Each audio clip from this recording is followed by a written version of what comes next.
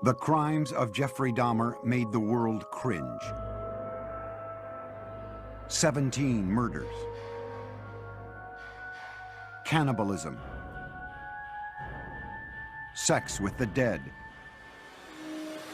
A man who made his Milwaukee apartment into a violent and erotic death chamber. One thing led to another. It took more and more deviant type behaviors to satisfy my urges. Dahmer even tried to create living sex zombies by injecting acid into their brains. Jeffrey Dahmer, it seemed, was as close to raw evil as the world had ever known. Jeffrey thought he was the devil. Jeffrey thought he was so evil that he was equal to the devil.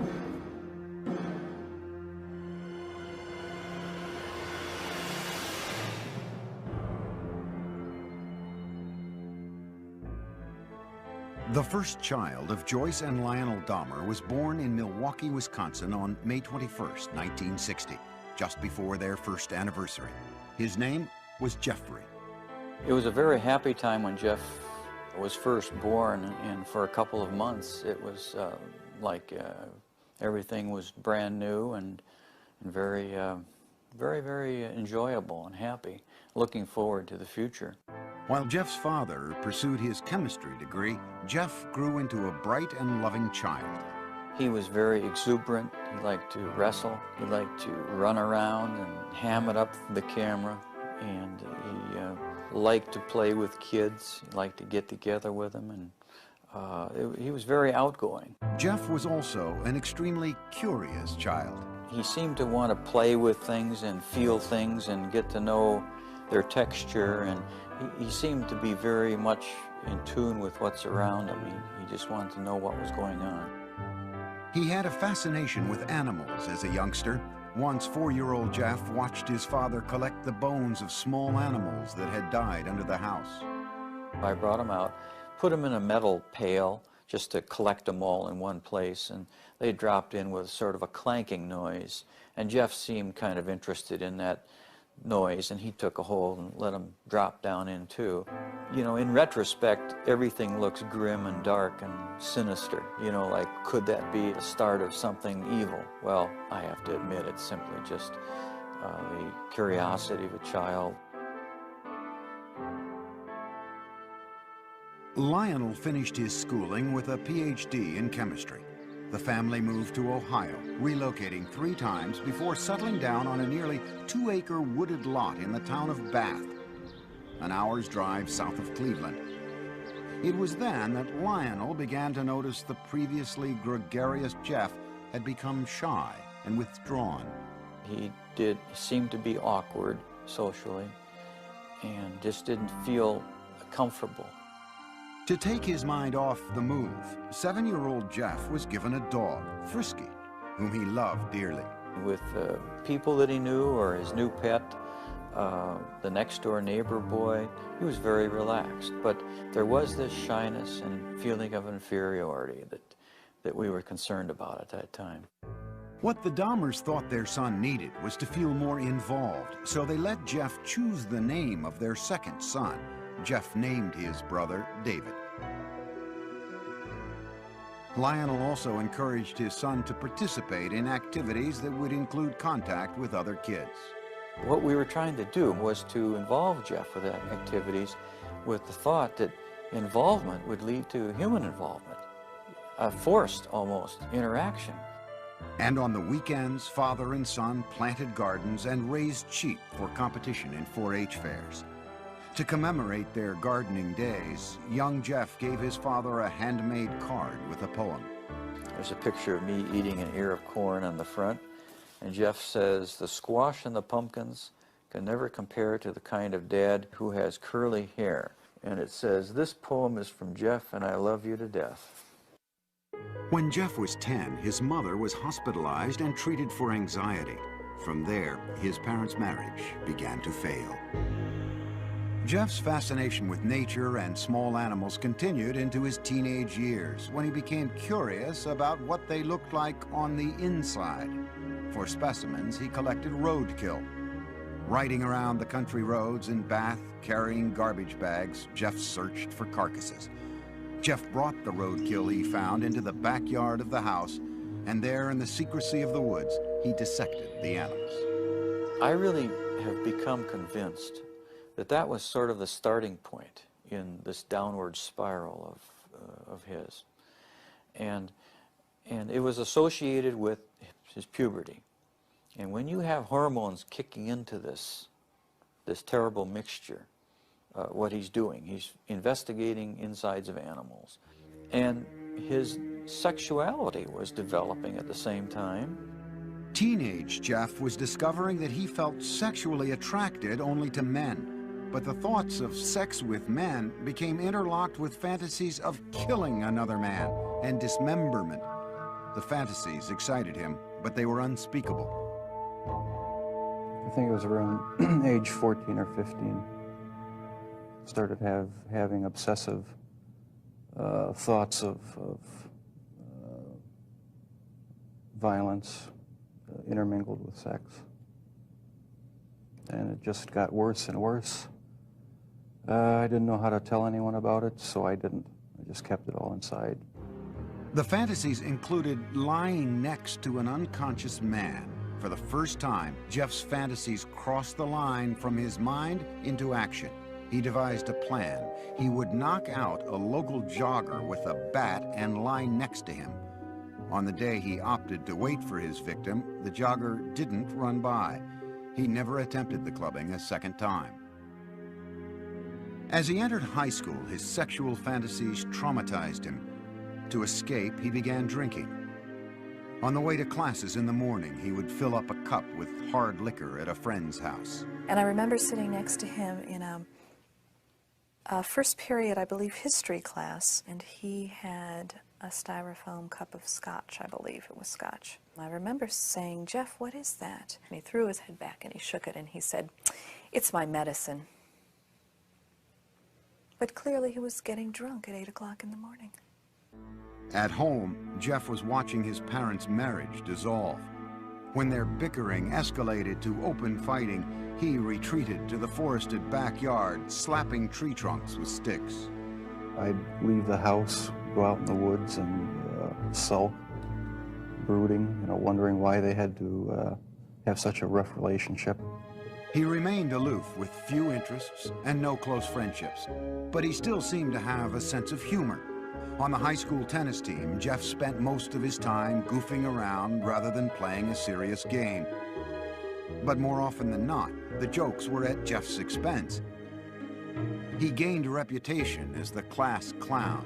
Acting out in a bizarre or unexpected manner became known at his school as, quote, doing a Dahmer. All of a sudden you'd be walking down the hall and you'd hear someone yelling and hollering and running through the hallway, and it's Jeff Dahmer in the middle of the day, running, flapping his arms, yelling, hurricane drill, everybody hide. At one point, Jeff collected money from classmates in exchange for a show at the mall. And a woman is handing out samples of sunflower seeds, and Jeff is taking one and then another and being very polite like he always was, and then just spits them out all over the place and starts yelling at the top of his lungs, "I'm allergic, I'm allergic, I'm allergic," and runs away. During his junior year, Jeff went along on a school-sponsored trip to Washington, D.C. And Jeff said, "I have an idea, let's go see the vice president." And we sort of all laughed and said, "Yes, sure, the vice president." Jeff went to a payphone. When he returned, he announced that they would be seen in the office of Vice President Walter Mondale in 2 hours. He had explained that we were high school students from Ohio working on our school newspaper, and we were in town for a week, and could we come and talk to someone in the vice president's office? His slick talking worked. Dahmer had gotten his classmates inside the executive office building to meet with Mondale. In the classroom, Jeff was something of a model student. Very polite to adults, dressed very nice, very respectful to teachers. Did his work. He could be an A student if he wanted to. Other times he would fail the class because he had no interest. He could be very polite with very good manners, yes sir, no sir, when he spoke with teachers. He was perfecting his ability to fool authority figures. But as time went on, Jeff became less interested in his performance at school. No one really knew what was going on in his mind. He didn't open up to anybody. He didn't have any close friends. And he had really slipped away from his social life the older we got in high school.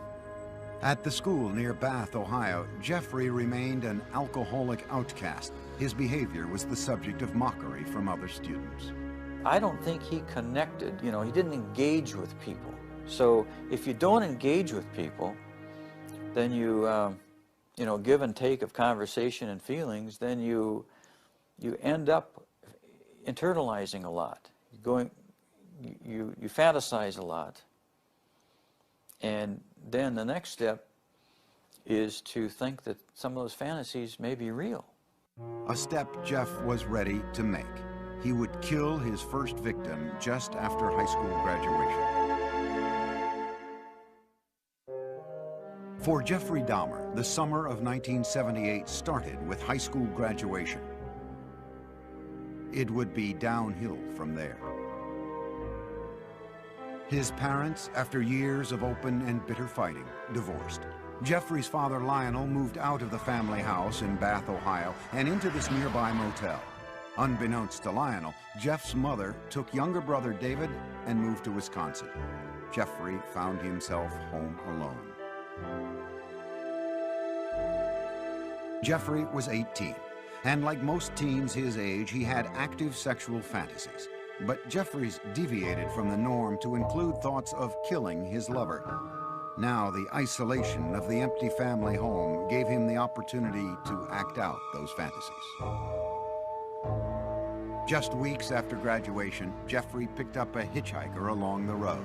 It was 18-year-old Stephen Hicks. I wish I just kept on going, but I didn't. Turned around, picked him up,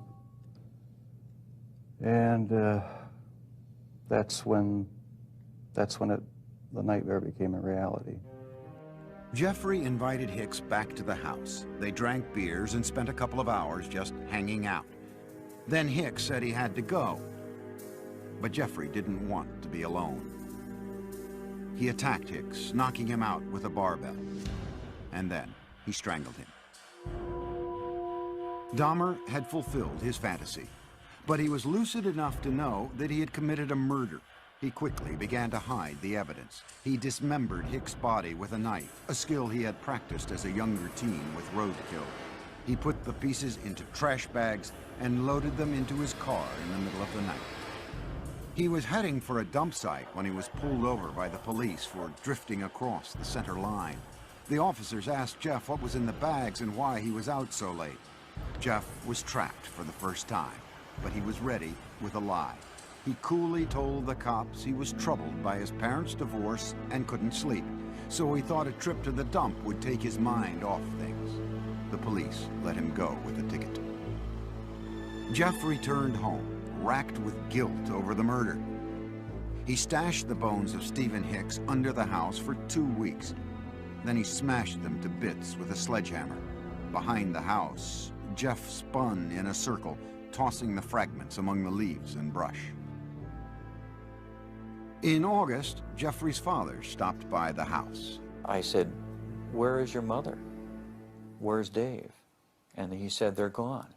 I said, "Well, what do you mean? They're gone, they've left." Jeff's father moved back into the house. He encouraged Jeff to find a job. But Jeff wasn't interested. He spent his days drinking, even getting himself arrested for public intoxication. Lionel took his son to Alcoholics Anonymous meetings and psychological counseling sessions. They had little impact. Nothing could erase the violence and terror his first murder had imprinted on his mind. Only the alcohol seemed to provide relief. By the end of the summer, Jeff was still jobless, so Lionel suggested an alternative: college. He enrolled Jeff at Ohio State. But Jeff spent the entire first quarter in a drunken stupor, selling his blood to plasma centers and spending the money on beer. Predictably, Dahmer flunked out and returned home. I said, "Jeff, the doors are closing. I think perhaps that the armed services might be something that you need. Like all the other choices that had been made for him, Jeff passively went along with his enlistment. After his basic training was complete, he left for an army hospital in San Antonio, Texas, where he was given specialized instruction as a field medic. There, Dahmer learned more about human anatomy. For one of the first times in his life, he was excited about what he was doing, responding to instruction and discipline. After 6 months in the Army, his sluggish body had become lean and strong. Normally shy and reclusive, Jeff became outgoing, even smiling. But the mood swing was temporary. The Army sent him for a tour of duty in Germany, and there, once again, Jeff emptied bottle after bottle. His superiors noticed and gave Dahmer an early discharge. He went directly to Miami Beach without contacting his family. He worked in a sandwich shop and lived out of a motel. When his booze bills exceeded the room costs, Jeff took to sleeping on the beach. And he was terrified one night when a rat, big, huge rat, came crawling over him, and he called us. He said, he needs some money. I said, we won't send you money, but we'll send you a ticket. You come home. So I met him at the airport, Cleveland Hopkins Airport, and he had a smile on his face. But as I got closer, it wasn't a smile of happiness, it was a smile of inebriation. Lionel tried for a year to help his alcoholic son, to no avail. Jeff was sent to stay with his father's mother near Milwaukee. There, he seemed to find some stability at last, making a concentrated effort to turn his life around. He stopped drinking, went to church with his grandmother, and he fought what he believed were immoral homosexual urges, which eventually led to his inescapable fantasies about murder. Dahmer even found jobs, first at a blood bank and then working nights as a chocolate mixer in a candy factory. But the lifestyle of church-going and right living, as he called it, didn't last. After 3 quiet years in his grandmother's home, Jeff came face to face with his fears. At the library, a man handed him a note offering sexual favors.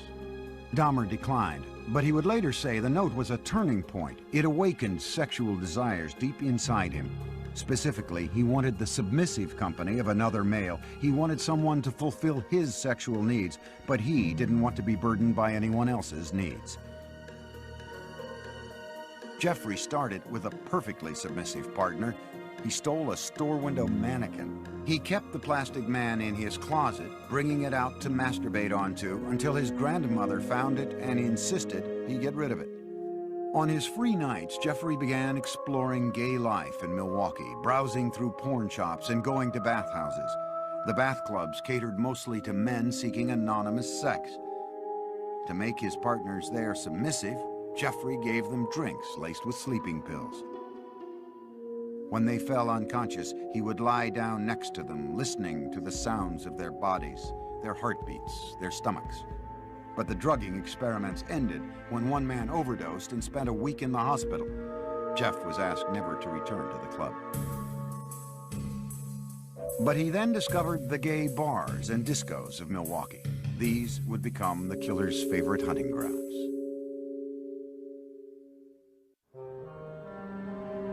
By his late 20s, Jeffrey Dahmer was settled in Milwaukee, living at his grandmother's and prowling the city's gay scene.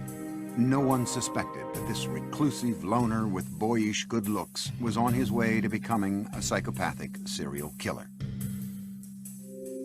He did take pleasure in the fact that he was in control of his own little world, that nobody knew what was going on, that he was the master of it. Dahmer could fit in with any group, and you wouldn't say, oh, he must be crazy, or he must be a killer. That's why he was so successful. He was not a repulsive individual. Certainly not in Milwaukee's gay nightclubs. We have it on good facts that he was considered somewhat of a honey in the gay community, that people found him attractive.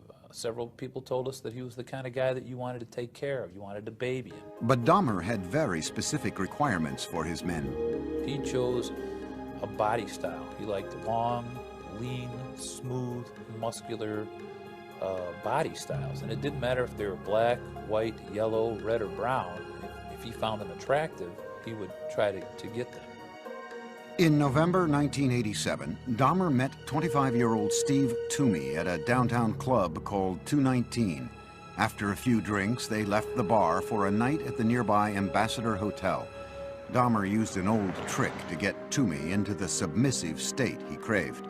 I had put some sleeping pills in his drink to render him conscious, and was just going to spend the night with him. When I woke up in the morning, my forearms were bruised, and his chest was bruised, and blood was coming out of his mouth. He was hanging over the side of the bed, and I have no memory of beating him to death, but I must have. But Dahmer didn't panic. He went out and bought the biggest suitcase he could find. At the hotel, he crammed Toomey's body into the case, dragged it into a taxi, went back to his grandmother's house, and dismembered Toomey in the basement.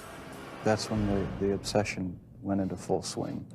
He decided after that second death that he would no longer attempt to control his desires, that he would give full rein to them, yield entirely to them, and after that his life became the pursuit of unmitigated sexual pleasure. Dahmer now decided to pursue his fantasies of ultimate control.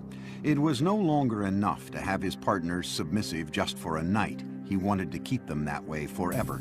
So with the intent to murder and then butcher the men he picked up, Dahmer returned to the clubs. At a bus stop outside 219, he met 14-year-old James Doc Stater. Dahmer offered him $50 to spend the night with him. They took the bus back to Dahmer's grandmother's. While she slept, Jeff and Doc Stater had oral sex. Then Dahmer drugged and strangled him, his preferred method for killing. He stated in no way did he ever want to hurt anybody, as funny as this sounds. That is the reason why he killed everyone by strangling them, because not only did he get the power and the thrill of committing the murder, but it was also the most humane way. With Doc Stater, Dahmer further explored his dark fantasies. He hid the body in the basement for a week and continued to have sex with it. Most serial killers are sexual deviants who are social and psychological sociopaths and sexual-paths who kill people for their own sexual gratification. Dahmer's was different than that. He was a true necrophiliac. He was trying to have sex with an unconscious or dead person. Once James Doc Stater began to decay, Dahmer dismembered him in the basement near a floor drain, just as he had with Toomey. Dahmer was now drinking heavily again, especially on the nights he planned to murder. By the time he killed, he would be stone drunk. He drank because his conscience was so strong. This isn't a man that didn't know the difference of right from wrong. 2 months after killing Doc Stater, Dahmer picked up 21-year-old Richard Guerrero from a Milwaukee bar, again offering him money to spend the night. In a familiar pattern, Dahmer drugged and strangled him. He spent a few hours with the corpse before dismembering it. He then placed the body parts into trash bags for the city garbage collection the next day. In the summer of 1988, Jeff's grandmother asked him to move out. She had been troubled by Jeff's late hours, the mannequin in his bedroom, and now unidentified foul smells from the basement. He took an apartment on Milwaukee's west side and immediately accelerated his downward spiral when he approached a 13-year-old boy on the street and lured him into the apartment. Inside, Dahmer scared the boy by fondling him, and the youngster ran from the apartment. Dahmer was convicted on second-degree sexual assault charges only. The murders were still his secret. He was sentenced to 1 year in a work release program that required him to spend his nights in a prison dormitory while he continued working at the chocolate factory. In the 10 days before he began his sentence, Dahmer struck again. He met 26-year-old Anthony Sears at the gay club La Cage and killed him. He mummified Sears' head and genitals and kept them inside his locker at the chocolate factory. Towards the end of the work release term, Jeff's father wrote to the judge and urged him to put Jeff in an alcoholic treatment program, writing, "I have tremendous reservations regarding Jeff's chances when he hits the streets." No program was ordered. Jeff was released 2 months early. He moved into another low-income neighborhood in Milwaukee. The rent at the Oxford Apartments was cheap, and the location was close to the gay clubs.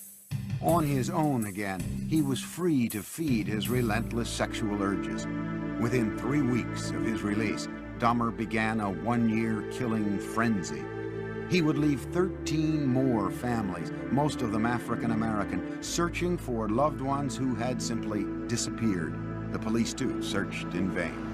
Once Jeff started on his killing spree, all of his financial resources, all of his time, money, effort, desires, emotions, thoughts went into his secret world of killing people and keeping them with him.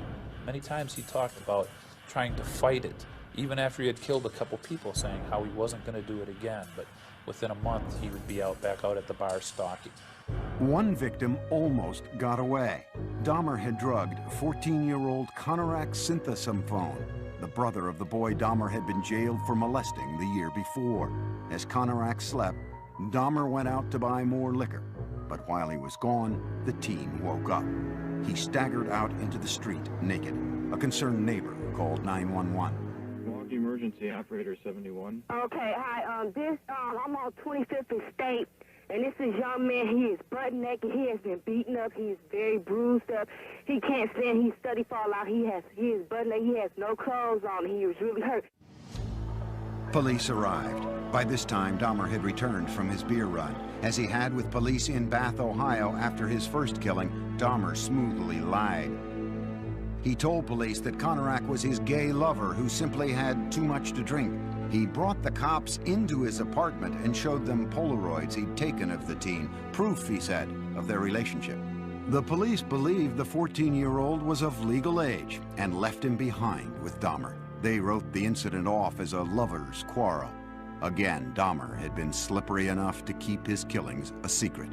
As soon as the cops left, he murdered the boy. Inside Dahmer's apartment, the bodies began to pile up. So he bought a 57-gallon drum and filled it with a powerful acid to dissolve the dismembered limbs and torsos. After weeks in the acid, the remains of Dahmer's would-be lovers became sludge, which he flushed down the toilet or the bathtub drain. For others, Jeffrey boiled the skin off their bones on the stove.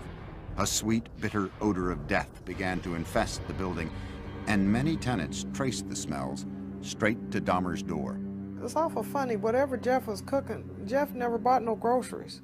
So what could he have been cooking that smelled like chitlins? Chitlins have a very peculiar, nasty odor to them, you know.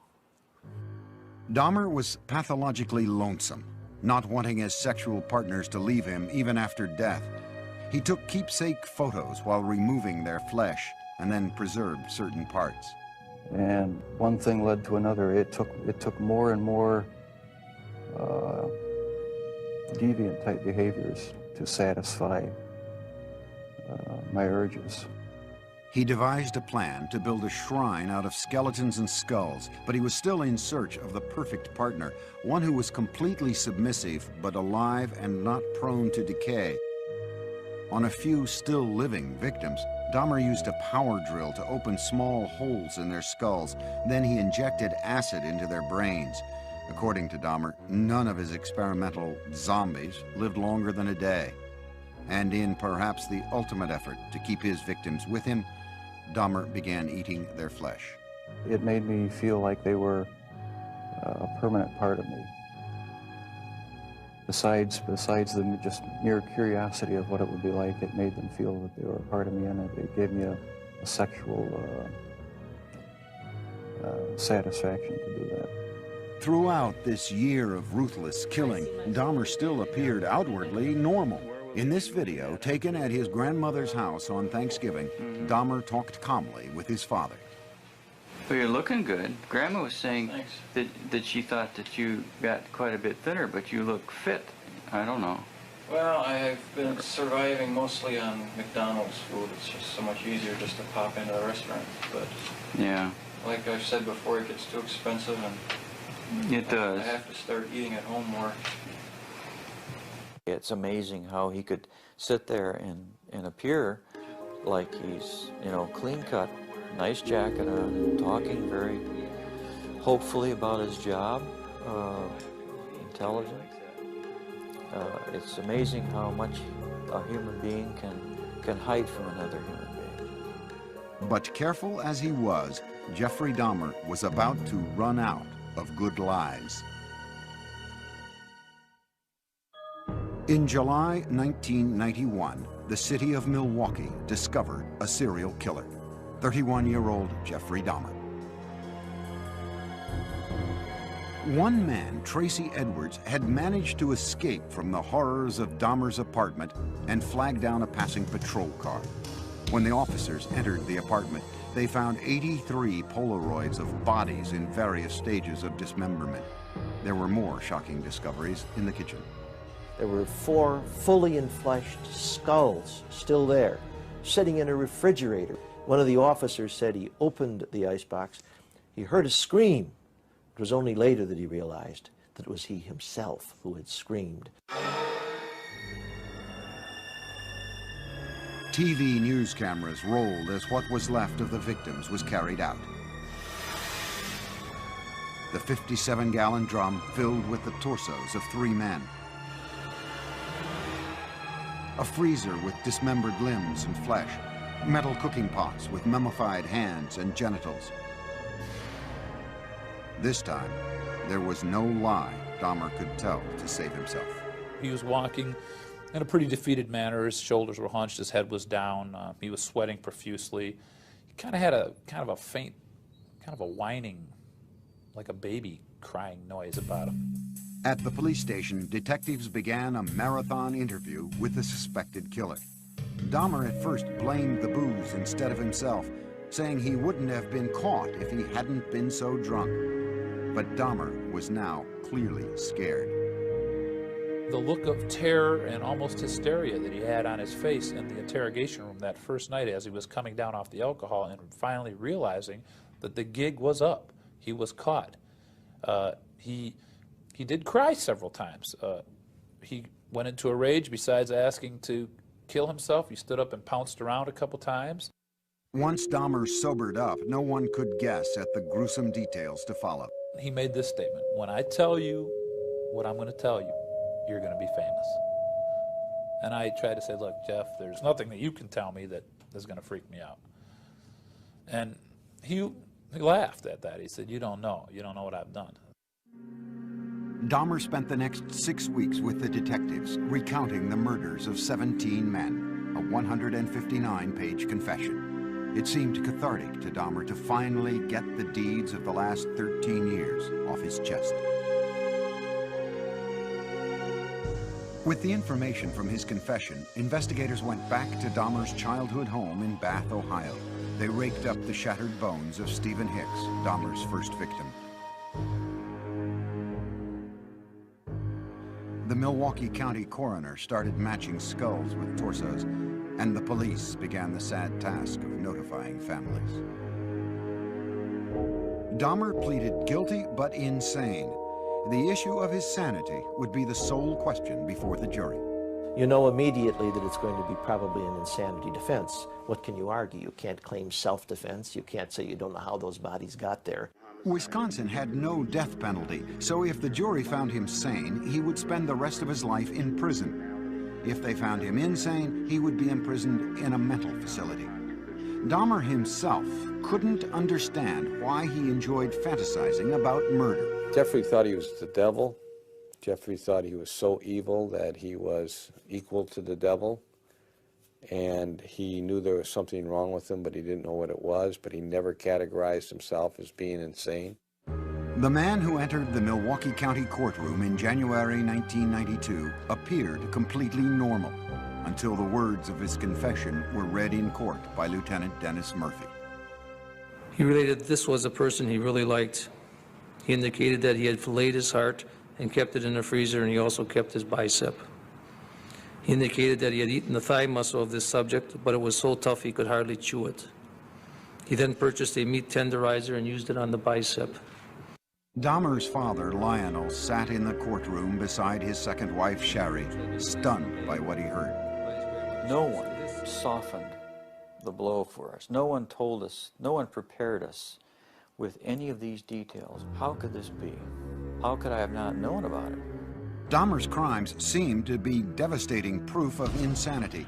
What else could explain the actions of a man who had sex with the dead, dismembered their bodies, preserved their skulls, and ate their flesh, all for sexual gratification? But the law has a very strict interpretation of insanity. Dahmer's defense team had to prove two things. One, that he indeed suffered from a mental disease, and that it kept him from knowing right from wrong. Necrophilia, a compulsion to have sex with the dead, is recognized as a sexual disorder, but it does not make one legally insane. He argued that the necrophilic drive was such that he could not control it. But we don't accept that in the United States as a defense, no more than we accept a pedophilic drive of the man who wants to have sex with children. Ladies and gentlemen of the jury, I understand you have arrived at verdicts in this manner. In a 10-2 decision, the jury found Jeffrey Dahmer legally sane. Some relatives of Dahmer's victims sat quietly in court, others cried. Prior to his sentencing, they were allowed to express themselves before the judge. Jeffrey, I hate you! I hate you! This is out of control! Don't Jeffrey, I'll kill you! Don't get me, motherfucker! I can kill you! I can kill you! Once order was restored, Dahmer spoke publicly for the first time. I feel so bad for what I did to those poor families, and I understand their rightful hate.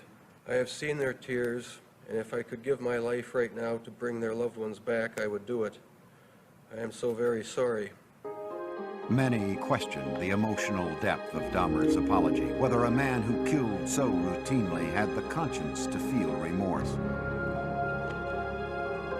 The judge sentenced Dahmer to a 937-year prison term, but it would last only a few tormented years.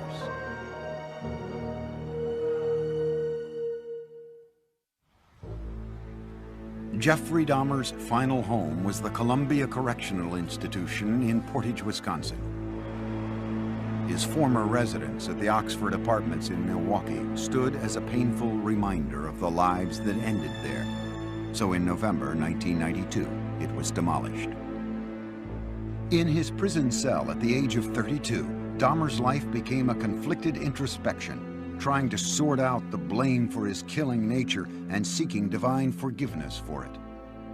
He had spent time in church as a boy and with his grandmother as an adult, but had lost his religion during the murder spree. Dahmer placed the blame for the murders on his atheistic beliefs and the theory of evolution. He said, if it all happens naturalistically, what's the need for a God? Can't I set my own rules? Who owns me? I own myself. Yet Jeffrey was still a contradiction, for he was always quite willing to blame the devil for taking over his soul. The serial killer wondered now what would happen to him when he died. Dahmer decided he wanted to be baptized. Evangelist Roy Ratcliffe was called by the prison minister to talk with the inmate in April 1994. He was a very affable, congenial, likable sort of person. I always felt like I was dealing with a small boy in a grown-up man's body. He could get real excited and interested in neat or cool things that a little boy would get involved in. 1 month later, Dahmer was taken to the prison medical center, where he was baptized in a whirlpool. On the way, we walked by other prisoners who were coming by with mops and brooms and various cleaning devices, and they looked up, and the only one they saw whom they recognized was Jeff, and so they called out in a very friendly, banter, "Hey, JD, how's it going?" And he called back, "I'm going to be baptized, this is great." Dahmer appeared to be making a remarkable transformation in prison. He would ask questions. He would he would say, but wait, what about this? What about that? So uncharacteristic of the earlier years. You know, go back to senior year in high school, you wouldn't get any of that. He was so interactive and so concerned about our welfare. You know, he was reaching out. He was rehumanizing. But those dark, haunted fantasies remained with Dahmer. I'll probably have to live with it for the rest of my life. I wish it would go away. I wish there was some way to completely get rid of the compulsive thoughts, the feelings. Dahmer got another reminder of his past when he was visited by Teresa Smith. Jeffrey had killed her brother, Eddie. First thing when he did when he came in is apologize for killing my brother. I asked him why my brother, and he said he seen the way he danced, you know, and he liked the way he looked, and he said I was just attracted to him. He said he had strangled him, and then he was trying some new experiment or something with preserving the skull and the body and whatever, and it didn't work. So he had to destroy him. Dahmer had spent his entire adult life as the predator. But now in prison, he became the prey. The notorious serial killer was a target for other inmates. In August 1994, he was attacked in the prison chapel with a crudely fashioned knife. He survived. But on November 29, 1994, inmate Christopher Scarver, who called himself Christ, bludgeoned Dahmer with a metal rod from the prison gym. Dahmer died on the way to the hospital. Among his last wishes, Dahmer had asked to be cremated. His ashes were split between his mother and father. There are statements in his will and testament that say, I don't want a marker, I don't want a grave, I don't want a funeral, I don't want any kind of... He's saying, I want to be wiped out. But the horrible questions that his life of killing posed do continue, and they defy answers. There's a mystery of mysteries that will never be solved, even if he lived. I don't know that what he was all about would ever be solved, except maybes. It's hard when there's no explanations. Sure, there were red flags in Jeff's life, but no one knew about him. He was so secretive and so careful.